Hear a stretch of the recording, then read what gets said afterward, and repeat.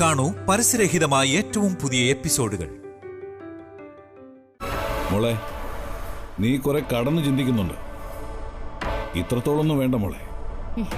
ഒരു അനുഭവം ഉള്ളതല്ലേ അച്ഛാ, അതുകൊണ്ട് ഞാൻ കടന്നു ചിന്തിക്കുന്നതിൽ എന്താ തെറ്റ്? ശരിയാ, ഞാൻ രാക്ഷസിയാ. പെൺകുഞ്ഞുങ്ങളെ എല്ലാം കടിച്ചു കയറി കൊല്ലാൻ നടക്കുന്ന രാക്ഷസി. എന്നെ ജയിലിൽ പിടിച്ചിടാൻ എന്തെങ്കിലും വകുപ്പുണ്ടോ നിങ്ങളുടെ നിയമത്തില്? വെറുതെ ജയിലിലിട്ടാ പോരാ, തൂക്കിക്കൊല്ലണം. പിന്നെ ഇതൊന്നും കാണാൻ കേൾക്കാൻ വേണ്ടല്ലോ.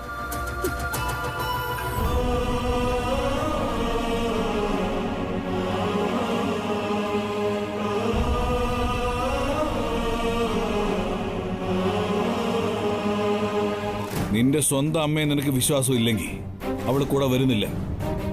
നീ ആദ്യയുടെ കൂടെ പോയാൽ മതി. ആ ഡോക്ടറെ എനിക്ക് കാണണ്ട. ഇവിടെ ഇരുന്നുകൊണ്ട് തന്നെ ആര് വേണമെങ്കിലും വിലക്കെടുക്കാൻ ദേവമംഗലത്തെ ദുർഗയ്ക്ക് കഴിയും. എനിക്ക് ആരെയും വിശ്വാസമില്ല. നിനക്ക് ഭ്രാന്താ തുളസി. ആദി, വഴക്കിടേണ്ട നേരമല്ല ഇത്. നീ പോയി ഡോക്ടറെ ഇങ്ങോട്ട് കൂട്ടിക്കൊണ്ടുവാ. ചെല്ല്. എടാ ചെല്ല്.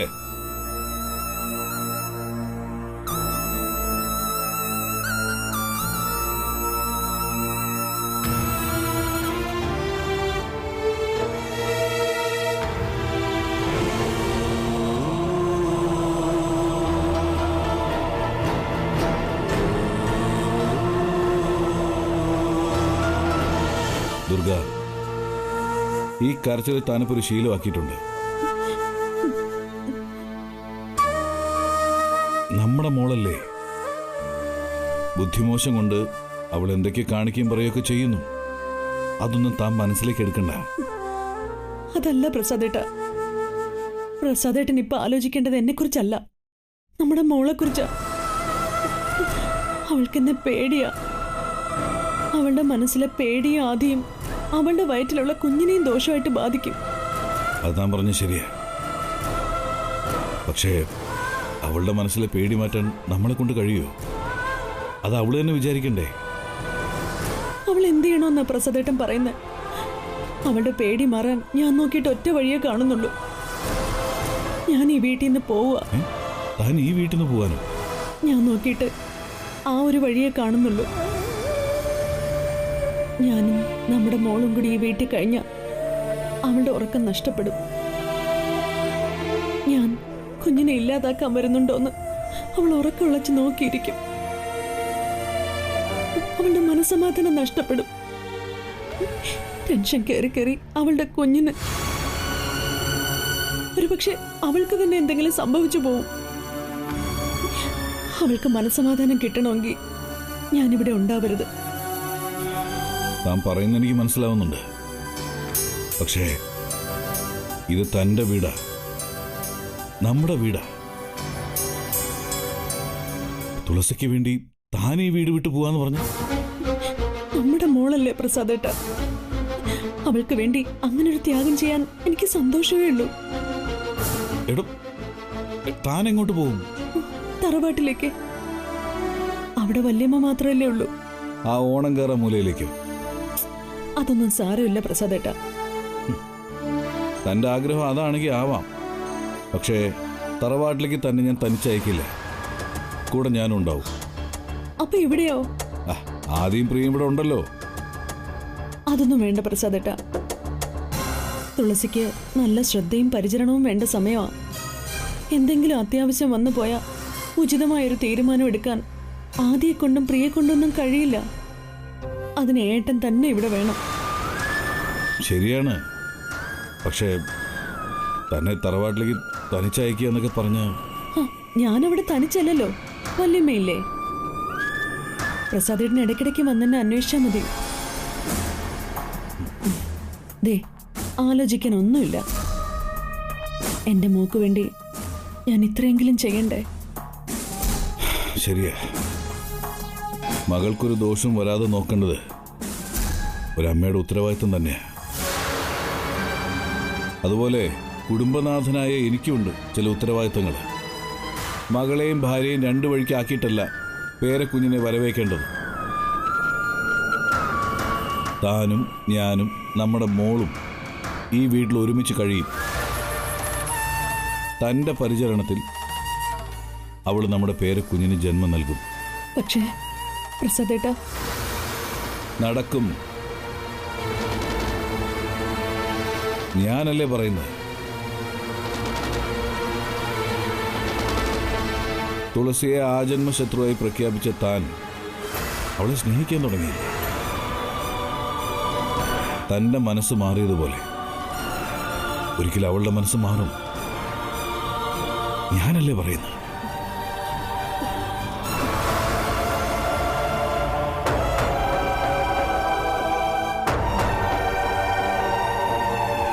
വരൂ. എന്താ ഉണ്ടായത്? ഞങ്ങൾ രാവിലെ അവിടെ സംസാരിച്ചുകൊണ്ട് നിൽക്കായിരുന്നു. പെട്ടെന്ന് അടിവയറ്റില് ചെറിയൊരു കൊളുത്തി വലി പോലെ സഹിക്കാൻ കഴിയാത്ത വേദനയായിരുന്നു. കിടക്കും, ഞാനൊന്ന് നോക്കട്ടെ.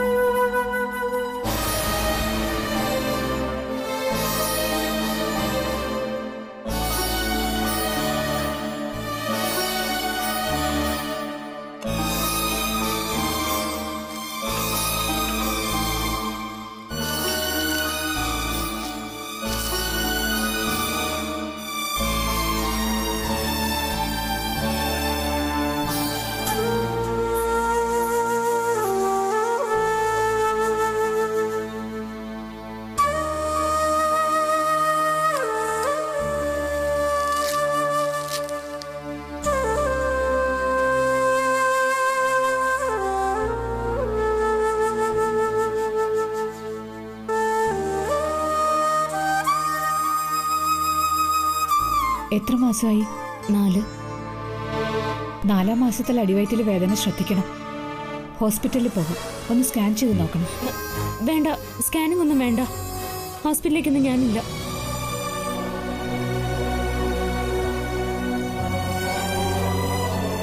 അങ്ങനെ പറഞ്ഞാൽ എങ്ങനെയാ കുട്ടി? വേദനയുടെ കാരണം സ്കാൻ ചെയ്ത് നോക്കിയാലേ പറയാൻ കഴിയൂ. എനിക്കിപ്പോ പെയിൻ ഇല്ല, ഡോക്ടർ പൊയ്ക്കോളൂ. ഈ കുട്ടി എന്താ ഇങ്ങനെ? കണ്ടിട്ട് നല്ല വിദ്യാഭ്യാസം ഉണ്ടെന്ന് തോന്നുന്നു, എന്നിട്ട് സ്കാൻ ചെയ്യാൻ പേടി. വിദ്യാഭ്യാസം ഇല്ലാത്ത കുട്ടികളെ പോലെ. വീണ്ടും പെയിൻ ഉണ്ടാവുകയാണെങ്കിൽ ഞാൻ ഹോസ്പിറ്റലിലേക്ക് വന്നോളാം. ഡോക്ടർ ഇപ്പൊ പൊയ്ക്കോ.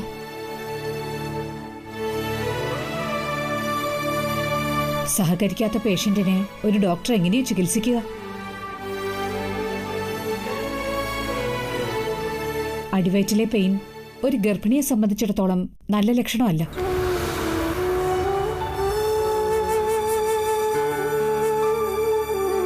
ശരീരം അധികം ഇളകാതെ നോക്കണം.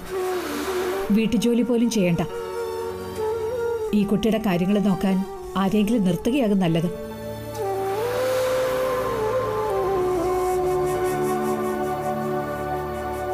പേഷ്യന്റ് സഹകരിക്കാത്തതുകൊണ്ട് എനിക്ക് വേറൊന്നും ചെയ്യാനില്ല.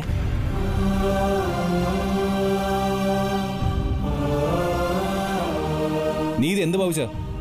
സ്കാൻ ചെയ്താൽ എന്താ നിന്റെ ജീവൻ പോവോ? എന്റെ ജീവൻ പോവില്ലായിരിക്കും, പക്ഷെ എന്റെ കുഞ്ഞിന്റെ ജീവൻ നഷ്ടപ്പെട്ടേക്കാം. അതിന് കച്ചകെട്ടി നടക്കുന്നുണ്ടല്ലോ ഇവിടെ ഒരാള്.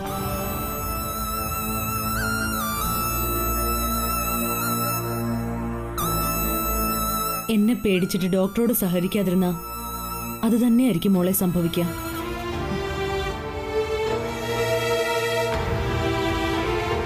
നിനക്ക് നിന്റെ കുഞ്ഞിനെ നഷ്ടപ്പെട്ടേക്കും. ഈ അമ്മയെ മോള് പേടിക്കണ്ട. പക്ഷേ ഡോക്ടർ പറഞ്ഞത് മോളും കേട്ടതല്ലേ? ഈ ലക്ഷണങ്ങളൊന്നും മോൾ അവഗണിച്ചുകൂടാ. എനിക്ക് പേടിയില്ല. നിങ്ങൾ എനിക്ക് മരുന്ന് തന്ന് എന്റെ വയറ്റിലെ കുഞ്ഞിനെ കൊല്ലാൻ നോക്കിയിട്ടും അതിപ്പോഴും എന്റെ ഉള്ളിൽ ജീവനോടെ ബാക്കിയില്ലേ? എന്റെ കുഞ്ഞിന് ദൈവങ്ങൾ കാവലുണ്ട്.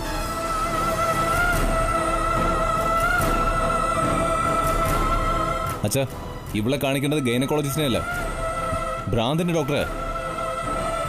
ഒരമ്മ സ്വന്തം കുഞ്ഞിന്റെ കാര്യത്തിൽ ശ്രദ്ധയും കരുതലും കാണിക്കുന്നതേ ഭ്രാന്തല്ല ആദി.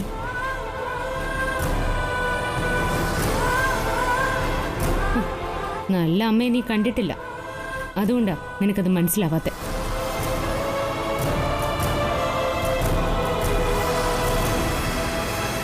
പെണ്ണായതിന്റെ പേരിൽ സ്വന്തം കുഞ്ഞിനെ തള്ളി പറയുന്ന അമ്മയെ മാത്രമേ നീ കണ്ടിട്ടുള്ളൂ.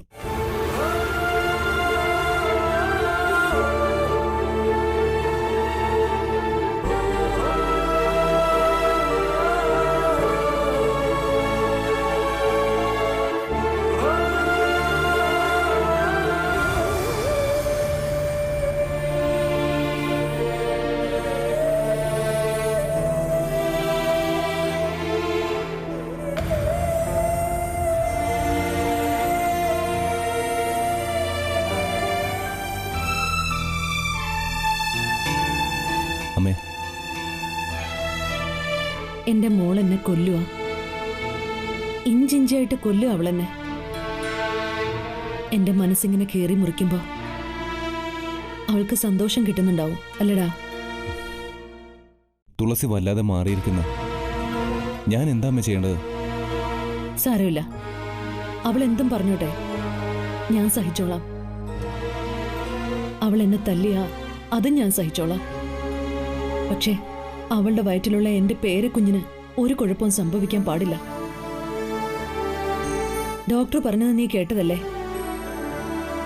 അവളെ നോക്കാൻ ആളെ നിർത്തണം. ഒരു ഹോം നഴ്സിനെ കിട്ടുമെന്ന് നീ ഒന്ന് നോക്ക്. ഹോം നേഴ്സ് ഒന്നും വേണ്ട, തുളസി അമ്മ നോക്കിയാൽ മതി. എനിക്ക് സമ്മതമാ.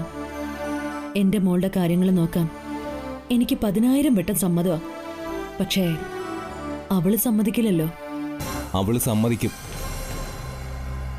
അവളെ കൊണ്ട് സമ്മതിപ്പിക്കാൻ എനിക്കറിയാം.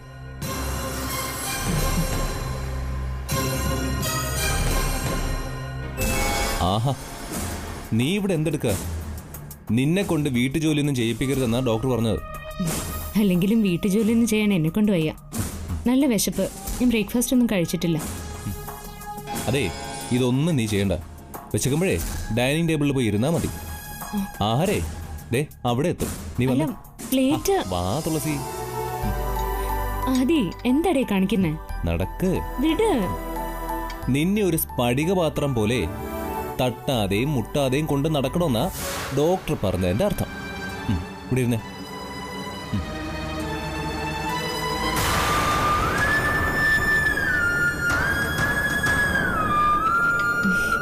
ഇരിക്കേ. നീ വലിയ ദൈവവിശ്വാസിയല്ലേ? വിശക്കുന്നവന്റെ മുന്നിലേ ദൈവ ആഹാരത്തിന്റെ രൂപത്തിലാ വരിക. അറിയില്ലേ നിനക്ക്? ആഹാരത്തോട് വെറുപ്പ് കാണിക്കുന്നത് ദൈവത്തെ തള്ളി പറയുന്ന പോലെ. നീ പറഞ്ഞൊക്കെ സത്യം തന്നെയാ. ഞാൻ വലിയ ദൈവവിശ്വാസിയാ. ഈ ആഹാരം ദൈവമായതുകൊണ്ട് ശുദ്ധിയുള്ള കൈകൊണ്ട് വേണം വിളമ്പാൻ. ഇവരുടെ കൈകളിലെ പാപക്കറയുണ്ട്. അമ്മേ, തുളസി, ദേ ഈ കൈ കൊണ്ട് വിളമ്പി തന്നോണ്ട് തന്നെയാ ഞാൻ ഇത്രയും വളർന്നത്. എനിക്കൊരിക്കലേ അശുദ്ധിയോ അരുചിയോ തോന്നിയിട്ടില്ല. നീ എന്റെ ഭാര്യ. ദേ എന്നെ ഊട്ടിയ ഈ കൈ കൊണ്ട് വിളമ്പിയ ആഹാരം നീയും കഴിക്കണം. അതെനിക്ക് നിർബന്ധം. കഴിക്കടി. വേണ്ട അതെ, അവള് കഴിക്കണ്ട. എന്റെ കൈകൾ ശുദ്ധമല്ലല്ലോ. അമ്മയൊന്നും മിണ്ടാതിരുന്നേ. തുളസി കഴിക്കേ. തുളസി കഴിക്കാൻ. നീ ഇവിടെ കാണിച്ചു കൂട്ടിയ പ്രകടനങ്ങൾ മുഴുവൻ ഞാൻ കണ്ടോണ്ടിരിക്കുക. നീ പറയുന്നതിൽ ന്യായം ഉള്ളതുകൊണ്ട് ആദ്യമൊക്കെ ഞാൻ നിന്റെ പക്ഷത്ത് നിന്നു. പക്ഷേ നീ ഇപ്പൊ അതിര് കിടക്കുക. അമ്മ താഴ്ന്നു തരുന്നതിനനുസരിച്ച് നീ അമ്മയെ ചവിട്ടി താഴ്ത്താൻ തുടങ്ങി. ഉള്ളു പൊട്ടി അമ്മ കരയുന്ന കണ്ടിട്ടും ഞാൻ നിന്നോട് ക്ഷമിച്ചു. ഞാൻ മാത്രമല്ല, അച്ഛനും. അതെ, എന്നെ തല്ലണം തോന്നുന്നുണ്ടെങ്കിൽ തല്ലിക്കും. എന്നാലും ഈ സ്ത്രീയോടുള്ള എന്റെ പെരുമാറ്റം ഇങ്ങനെ തന്നെ ആയിരിക്കും. നിനക്ക് എന്നെ തല്ലണമെന്നുണ്ടെങ്കിൽ തല്ല്. ഭാര്യയെ തല്ലുന്ന ചെറ്റയല്ല ഈ ആദിത്യൻ. മോനെ മതി. പറഞ്ഞു പറഞ്ഞ് രണ്ടാളും കാട് കയറുക. അമ്മേ, ഞാൻ പറയട്ടെ. എനിക്ക് ഇവളോട് ചിലത് പറയാനുണ്ട്. നിന്റെ ഭാഗത്ത് നിന്ന് നോക്കുമ്പോഴേ നീ ചെയ്യുന്നതെല്ലാം ശരിയായിരിക്കും. പക്ഷേ എന്റെ ഭാഗത്തു നിന്ന് നോക്കുമ്പോ നീ ഇപ്പൊ ചെയ്തുകൊണ്ടിരിക്കുന്ന എല്ലാം 100% തെറ്റായ കാര്യങ്ങളാ. നിന്നെ തിരുത്താൻ കഴിയില്ലെന്ന് എനിക്ക് മനസ്സിലായി. ഇനി എനിക്ക് ഒരു കാര്യം മാത്രമേ പറയാനുള്ളൂ. ഞാൻ എന്ത് പറഞ്ഞാലും നീ അനുസരിക്കണം. പറഞ്ഞാൽ അനുസരിക്കുന്ന ഭാര്യയായി എനിക്ക് വേണ്ടത്. എന്നോട് തറുതല പറയുന്ന ഭാര്യയെ കൂടെ പൊറപ്പിക്കാൻ എനിക്ക് കുറച്ച് ബുദ്ധിമുട്ടാണ്. അതെ, നീ എന്തൊക്കെയായി പറയുന്നേ? അമ്മേ, ഞാൻ പറഞ്ഞു കഴിഞ്ഞില്ല. തുളസി, അമ്മ വിളമ്പി തന്ന ആഹാരം നീ കഴിക്കണം. കഴിച്ചില്ലെങ്കിൽ എന്റെ ഈ വാക്ക് ധിക്കരിച്ച നമ്മൾ തമ്മിലുള്ള ബന്ധം ഞാൻ അങ്ങ് അവസാനിപ്പിക്കും. ഞാൻ ഈ വീടിന്റെ പടി ഇറങ്ങും. ദാ ഇപ്പൊ തന്നെ.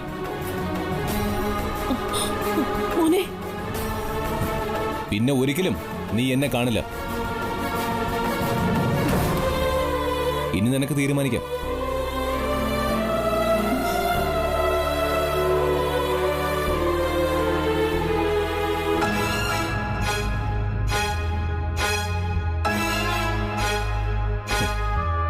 കണ്ടില്ലേ, ഇത്രയേ ഉള്ളൂ ഇവളുടെ പണക്കം. ഇത് മുഴുവനും കഴിക്കണം. ഒരു മിനിറ്റ്. ഹലോ. ആ അതെ. ആ മനസ്സിലായി പറഞ്ഞു.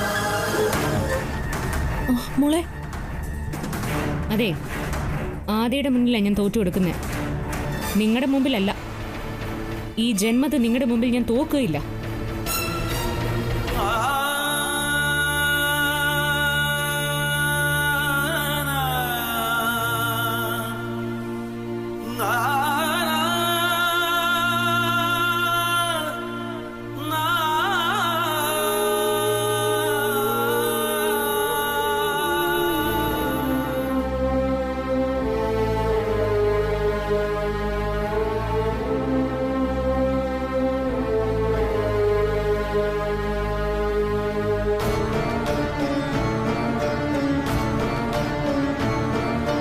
എത്ര തവണ ട്രൈ ചെയ്തെന്നറിയോ? പ്രിയമ്മ ഫോൺ എടുക്കുന്നില്ല. എന്തിനാ ഇങ്ങനെ വിളിച്ച് ശല്യം ചെയ്യുന്നത്? ഞാൻ അവിടേക്ക് നടന്നു പോയിന്നറിഞ്ഞ അച്ഛൻ വഴക്ക് പറയും. അതുകൊണ്ടാ പോവാതിരിക്കുന്നത്. എന്നോട് ശരീരം ഇളകാൻ പാടില്ലെന്ന് ഡോക്ടർ പറഞ്ഞല്ലേ. നീ പോയി പ്രിയാമ്മയെ കൂട്ടിക്കൊണ്ടുപോ. വീട് ക്ലീൻ ചെയ്തിട്ട് കാലത്ത് ക്ഷേത്രത്തിലും പോയിട്ട് വരുവോളെന്നല്ലേ പ്രിയമ്മ പറഞ്ഞത്. പിന്നെ അത്യാവശ്യമായിട്ട് പ്രിയമ്മയെ കൂട്ടിക്കൊണ്ടുവരേണ്ട കാര്യം എന്താ? ഓ, മനസ്സിലായി. പ്രിയാമ്മ ഇവിടെ ഉണ്ടെങ്കിൽ നിന്റെ കാര്യങ്ങളൊക്കെ പ്രിയാമ്മ നോക്കിക്കോളും. നിനക്ക് ദുർഗാമ്മയെ ആശ്രയിക്കേണ്ടി വരില്ല. അതല്ല കാരണം. തുളസി, എത്ര സന്തോഷത്തോടെയാ നിനക്ക് വേണ്ടതെല്ലാം ദുർഗാമ്മ ഒരുക്കുന്നത്.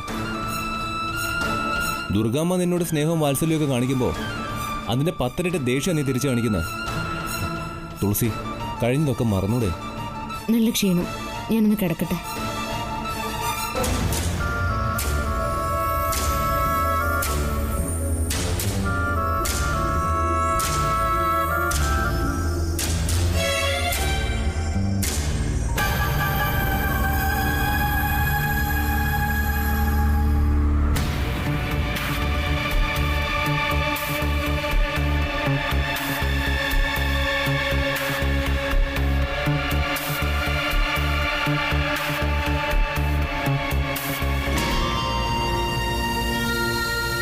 ഈ അമ്മ എനിക്ക് ഇഷ്ടമല്ല. നീ എന്നെ വെറുത്തു തുടങ്ങിയോ? എങ്കി എന്റെ പതനം പൂർണ്ണമായി. നിനക്കും എന്നോട് വെറുപ്പാണെങ്കിൽ പിന്നെ ഞാൻ ജീവിച്ചിരിക്കില്ല. ഈ അമ്മ എനിക്ക് ഇഷ്ടമല്ല എന്ന് പറഞ്ഞതിന്റെ അർത്ഥം കരഞ്ഞുകൊണ്ടിരിക്കുന്ന അമ്മയെ എനിക്ക് ഇഷ്ടമല്ലെന്നാ. എന്റെ പഴയ അമ്മയെ എനിക്കിഷ്ടം. ആരുടെ മുന്നിലും തല കുനിക്കാത്ത, ഇങ്ങോട്ട് 2 പറഞ്ഞ തിരിച്ച് 4 പറയുന്ന തന്റേടിയായ അമ്മ. തന്റേടി മാത്രമായിരുന്നില്ല അമ്മ. തന്നിഷ്ടക്കാരിയായിരുന്നു, അഹങ്കാരിയായിരുന്നു, തല്ലാനും കൊല്ലാനും മടിയില്ലാത്തവളായിരുന്നു. അതിന് ശിക്ഷയായി കിട്ടിയതാ എന്റെ കണ്ണിൽ കാണുന്ന കണ്ണീര്. എന്റെ മോളാ എന്റെ തെറ്റുകൾ എനിക്ക് മനസ്സിലാക്കി തന്നത്. അവൾ എന്നെ സ്നേഹിക്കാൻ തുടങ്ങിയാലേ ഈ കണ്ണീരിനൊരു ശമനം ഉണ്ടാവും. അമ്മ ഉപേക്ഷിച്ച മോശ സ്വഭാവമൊന്നും എവിടെയും പോയിട്ടില്ല. അമ്മയുടെ മോൾ അതെല്ലാം എടുത്ത് സ്വന്തം സ്വഭാവത്തിൽ ചേർത്ത് വെച്ചിട്ടുണ്ട്. തുളസിയെ പോലൊരു അഹങ്കാരി ഈ ലോകത്ത് വേറെ ഇല്ലമ്മേ. നീ അങ്ങനെയൊന്നും പറയല്ലേ. എന്റെ മോളല്ലേ, എന്റെ വയറ്റിൽ പിറന്ന് എന്റെ സ്വന്തം മോള്. അപ്പോ എന്റെ സ്വഭാവം കുറച്ചൊക്കെ അവക്കം കിട്ടിയിട്ടുണ്ടാവില്ലേ? ഒക്കെ നേരെയാവും. ആ പ്രതീക്ഷയിൽ കാത്തിരിക്കുക ഈ അമ്മ. ശരിയാവുമായിരിക്കും. ഞാനും ആ പ്രതീക്ഷയിൽ തന്നെയാ. അതുവരെ ഈ കണ്ണുനീര് അമ്മയുടെ കണ്ണിലുണ്ടാവരുത്. അമ്മയുടെ മുഖത്ത് ഈ സങ്കടം ഉണ്ടാവരുത്. അമ്മയോടുള്ള എൻ്റെ അപേക്ഷയാ. മോനെ, ഇനി തുളസിയുടെ മുന്നിൽ അമ്മ താണ് കൊടുക്കരുത്. അവള് 4 പറയുമ്പോൾ അമ്മ തിരിച്ച് 10 പറയണം. മോളേന്ന് വിളിക്കുമ്പോൾ അവൾ വിളി കേട്ടില്ലെങ്കിൽ അമ്മ വിഷമിക്കരുത്. പകരം മോനേന്ന് വിളിക്കണം. എന്താ അമ്മയെന്ന് ചോദിച്ചുകൊണ്ട് ഞാൻ ഓടി വരും. അതെനിക്കറിയാം. ആരൊക്കെ എന്നെ തള്ളി പറഞ്ഞാലും എന്റെ ആദ്യമോൻ എന്നെ തള്ളി പറയില്ല എന്ന് ഈ അമ്മയ്ക്കറിയാം.